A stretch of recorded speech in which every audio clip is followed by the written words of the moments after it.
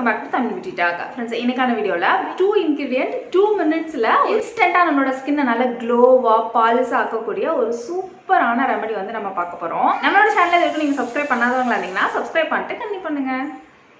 First ingredient பாசிப்பயிறு மாவு. வின்டரில் எல்லா ஸ்கின் டைப்பையுமே பாசிப்பயிறு மாவு செம்ம க்ளோவாக வச்சுக்கும். செகண்ட் இன்க்ரீடியண்ட் காய்ச்சாத பால்.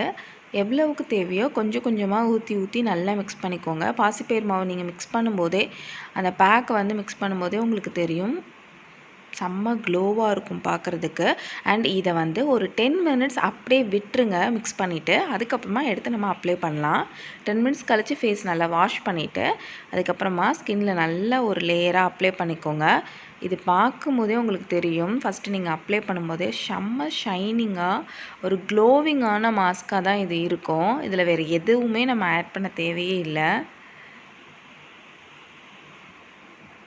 ஃபுல்லாக இந்த மாதிரி அப்ளை பண்ணிக்கோங்க. பாருங்கள் எவ்வளோ க்ளோவாக இருக்குது இந்த மாஸ்க் பார்க்கும்போதே. நல்லா அப்படி ஸ்கின்னோட ஒட்டிக்கும். ட்ரை ஆகிற வரைக்கும் விட்டுருங்க. இந்த மாதிரி ட்ரை ஆனதுக்கப்புறமா வாஷ் பண்ணிக்கலாம்.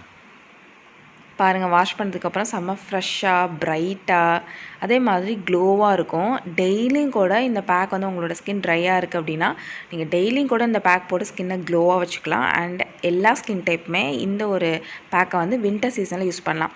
மற்ற சீசனில் ஆயிலி ஸ்கின்னுக்கு மட்டும் செட் ஆகாது.